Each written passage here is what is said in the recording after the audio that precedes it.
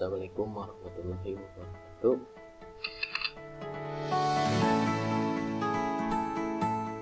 Ya, sebelumnya saya perkenalkan dulu, nama saya Pendekar Aris. Ini ada teman-teman yang bisa dihubungi.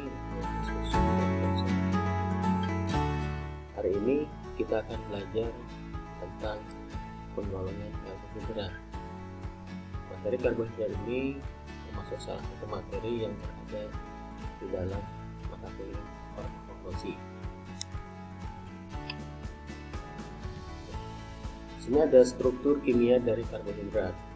Karbohidrat merupakan persenyawaan antara karbon, hidrogen, dan oksigen yang terbentuk di alam dengan rumus umum CH2ON atau CnH2ON atau CnH2nON. Di sini ada gambar konstruksi molekular dari glukosa atau gula. Tadi ya, bahwa glukosa atau karbohidrat ini dia memiliki unsur hidrogen, karbon, dan oksigen. Ini sangat berdekatan. Ini ada memiliki gugus benzen ya, yang dibentuk dari suatu gula. Berdasarkan jumlah monomer pembentuk suatu karbohidrat, maka karbohidrat dapat dibagi atas 3 golongan besar, yaitu golongan monosakarida, golongan disakarida, dan golongan polisakarida. Nah, kita lihat. Nah, di sini monosakarida. Mono itu artinya satu, sakarida itu artinya gula atau sakarin. Nah, jadi karbohidrat monosakarida adalah karbohidrat yang memiliki 1 unit gula.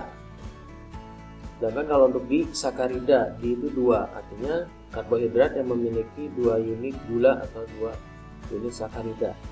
Nah, sedangkan untuk karbohidrat jenis polisakarida ini artinya dia memiliki beberapa atau jumlahnya banyak untuk unit sakaridanya, unit gulanya. Nah, ini ada gambar, ada salah satu dari karbohidrat. Ya, ini memiliki banyak unit gula ya. Jadi ini termasuk polisakarida ataupun oligosakarida ya. Jadi oligo. Ini dia memiliki banyak unit gula. Ini ada gambar untuk karbohidrat jenis monosakarida. Nah, tadi ya mono itu artinya satu ya. Jadi monosakarida ini adalah karbohidrat yang memiliki 1 unit gula. Sedangkan kalau untuk disakarida, di sini disakarida ini dia memiliki beberapa ikatan ya, seperti ada asam sulfit asetal, kemudian ada sulfit ketal, kemudian dia juga memiliki alfa glikosid, ya.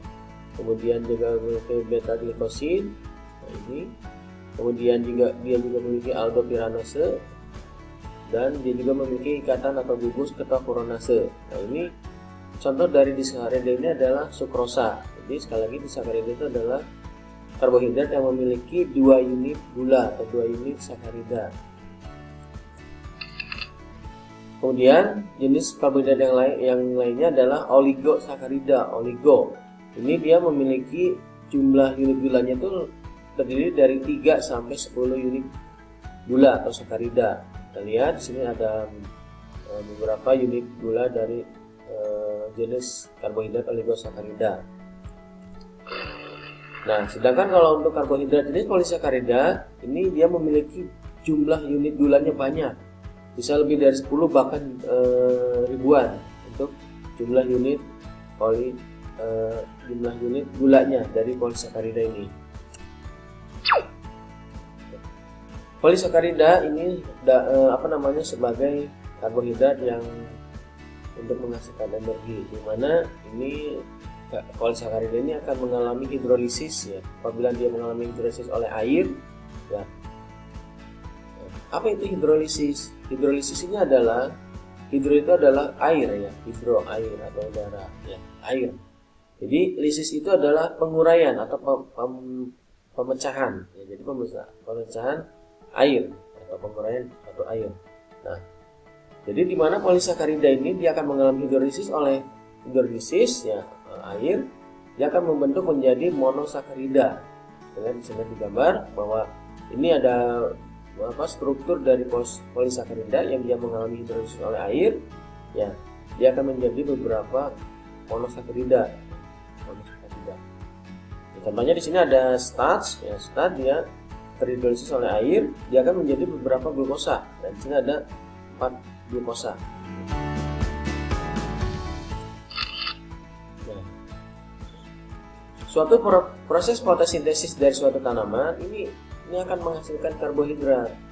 Dari mana karbohidrat pada tanaman dihasilkan? Itu dengan adanya bantuan sinar matahari.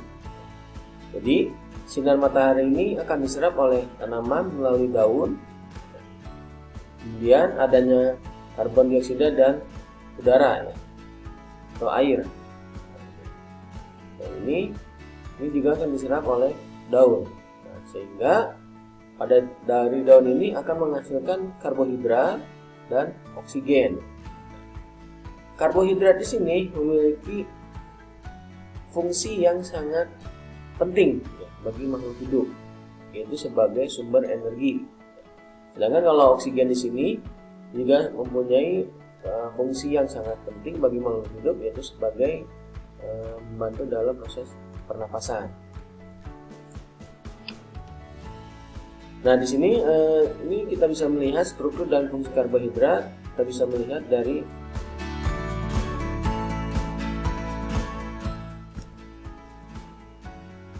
video berikut ini.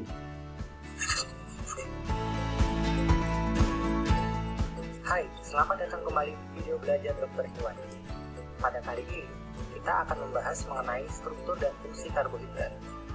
Karbohidrat merupakan biomolekul yang terdiri dari karbon dan hidrat atau H2O. Disebut seperti itu sebab molekul karbohidrat terdiri dari atom C yang dikelilingi oleh atom H dan OH yang berbaris panjang. Semakin kompleks suatu karbohidrat, maka semakin banyak pula rangkaian atom C.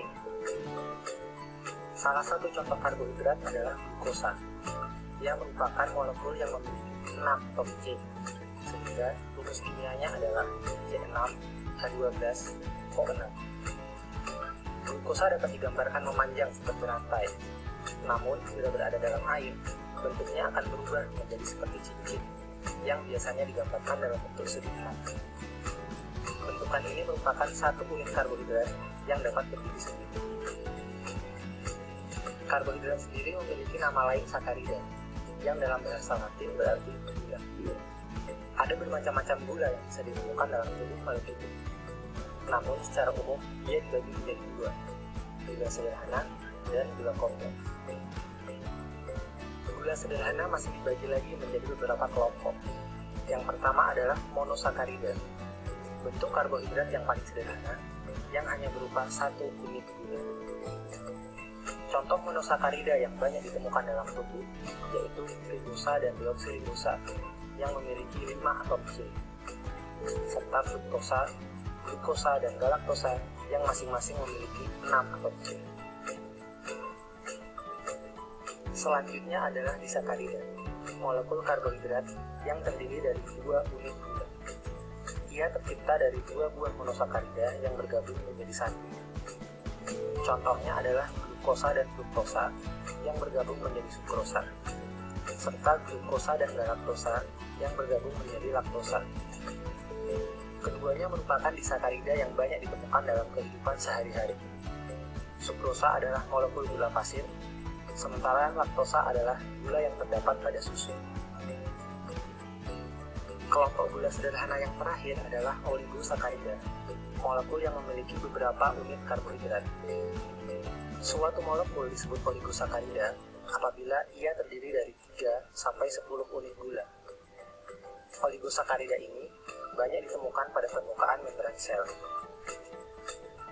Ketiga jenis gula ini merupakan karbohidrat yang termasuk dalam kelompok gula sederhana. Setelah gula sederhana, kelompok selanjutnya adalah gula kompleks atau polisakarida, suatu molekul yang terdiri dari banyak gula. Satu molekul polisakarida bisa terdiri dari ratusan sampai ribuan unit gula. Berdasarkan fungsinya dalam tubuh, gula kompleks dapat dibagi menjadi 2, yaitu polisakarida yang berfungsi sebagai media penyimpanan energi dan polisakarida yang berfungsi sebagai penyusun struktur tubuh. Gula kompleks yang berperan sebagai penyimpanan energi tubuh adalah pati dan glikogen.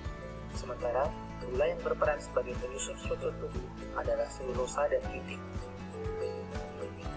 Pati atau amilum merupakan cadangan gula pada tumbuhan yang diperoleh dari hasil fotosintesis. Cadangan gula ini dapat dikonsumsi oleh hewan dan manusia sebagai sumber energi. Pati terdapat pada nasi, jagung, dan bubuk, ataupun pada produk olahan seperti roti. Glikogen merupakan cadangan gula pada manusia dan hewan yang disimpan di dalam sel hati dan otot. Molekul glikogen berukuran sangat besar. Ia merupakan gabungan dari sekitar 37 unit monosakarida yang dapat dipecah sewaktu-waktu untuk menghasilkan energi. Selulosa merupakan komponen struktural penyusun sel tumbuhan. Sekitar 33% dari keseluruhan tumbuhan terdiri dari selulosa. Selulosa berupa polisakarida panjang yang memiliki ikatan kimia yang sangat kuat. Karena ikatan yang kuat ini, selulosa sulit dicerna oleh hewan, kecuali oleh ruminansia dan beberapa serangga pemakan kayu.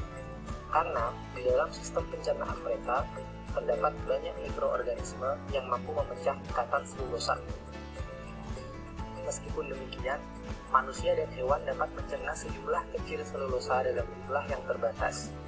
Dalam ilmu nutrisi, selulosa ini sering disebut sebagai makanan berserat. Jenis gula kompleks yang terakhir adalah kitin. Ia merupakan polisakarida yang memiliki unsur nitrogen, berfungsi menyusun kerangka luar serangga dan arthropoda seperti pada kumbang dan rumide. Keempat jenis karbohidrat inilah yang termasuk dalam kelompok gula kompleks.